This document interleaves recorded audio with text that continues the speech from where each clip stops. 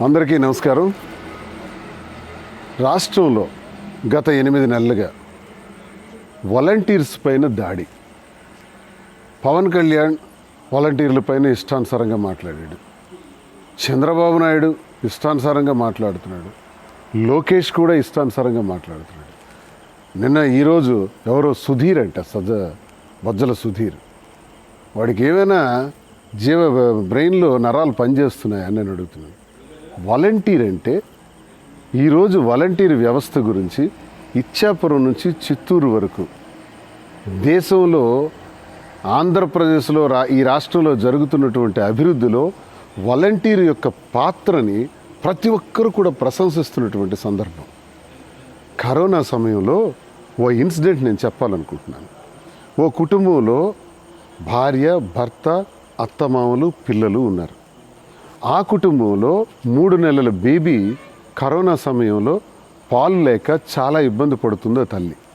వెంటనే ఆ వీధిలో ఉన్నటువంటి ఆ ఇంటికి చెందినటువంటి వాలంటీర్కి ఫోన్ చేసి, కరోనా వల్ల చాలా ఇబ్బందుల్లో ఉన్నాను, పాలు కూడా దొరకట్లేదు, నాకు ఒక గ్లాసుడు పాలు రోజు కావాలి అని వాలంటీర్కి ఆ తల్లి అడిగితే, ఆ వాలంటీర్ వెంటనే బయటకు వెళ్ళి ప్రతిరోజు కూడా కరోనా సమయంలో 3 నెలల బిడ్డకు ఆ తల్లికి పాలు అందించినటువంటి ఘనత వాలంటీర్ది.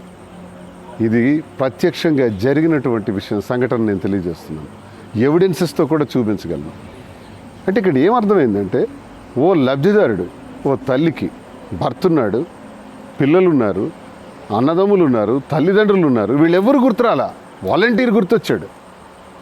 ఆ వాలంటీర్ కూడా తనకి కూడా కుటుంబం ఉంది, తల్లి తండ్రి ఉన్నారు, అన్నదమ్ములు ఉన్నారు, అక్క చెల్లెళ్ళు ఉన్నారు, వీళ్ళందరినీ విడిచిపెట్టేసి లబ్ధిదారుడు తల్లి ఫోన్ చేసింది కాబట్టి ఆ బిడ్డకి పాలు అందించాలని చెప్పే ధ్యాసతో పాలు అందించాడే, అది వాలంటీర్ అంటే.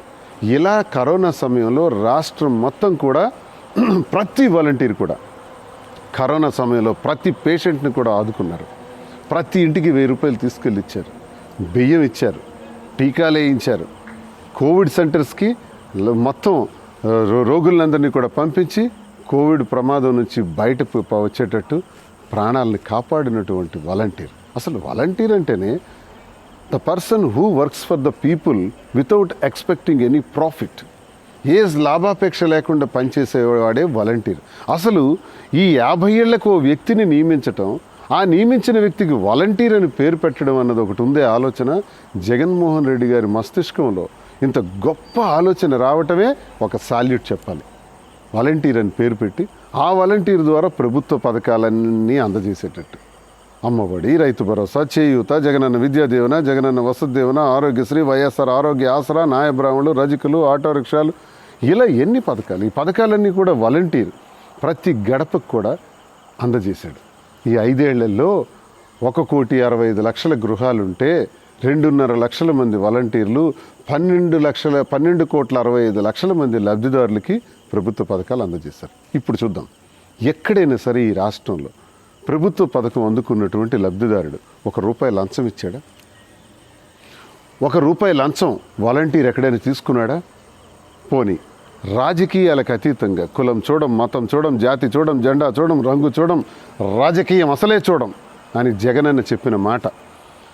లబ్ధిదారుడు అనేవాడు నాకు ఓటైకపోయినా పర్వాలేదు, నన్ను విమర్శించిన వాడైనా పర్వాలేదు, నిజమైన పేదవాడైతే, అర్హుడైతే చాలు, వాళ్ళ ఇంటికే ప్రభుత్వ పథకాన్ని పంపిస్తాను, నేరుగా వాలంటీరే వెళ్ళి తీసుకెళ్ళిస్తాడని ఓ గొప్ప కాన్సెప్ట్ని పెడితే వాలంటీర్ అది అమలు చేసి చూపించినటువంటి వాలంటీరు రాజకీయాలకు అతీతంగా ప్రభుత్వ పథకాలు అందించాడు, అవినీతి లేకుండా ప్రభుత్వ పథకాలు అందించాడు.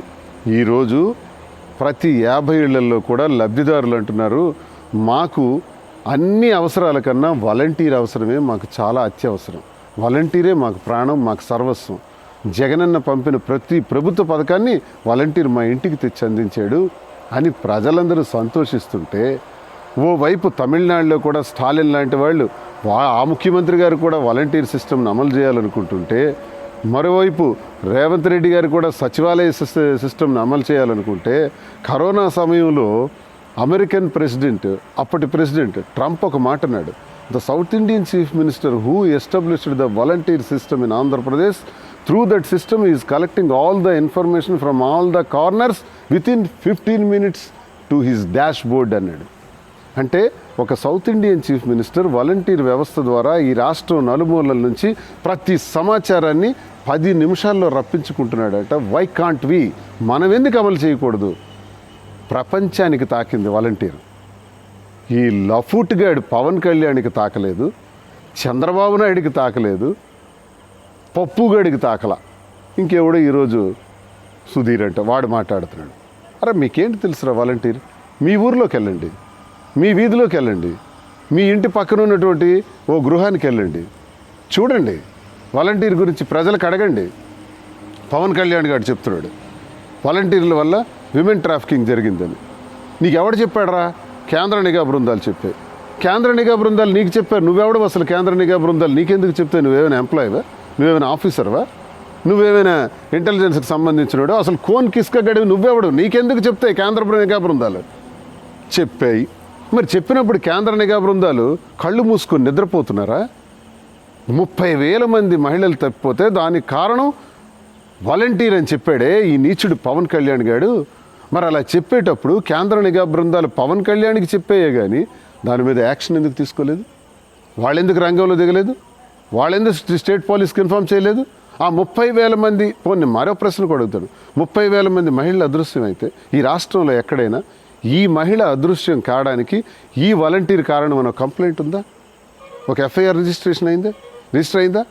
పోనీ ఎక్కడైనా ఇలాంటి అరాచకానికి కారణమని వాలంటీరే కారణమని ఎక్కడైనా రుజువైందా? లేదే. మరి మీ తాలూకా మాటలేంటి?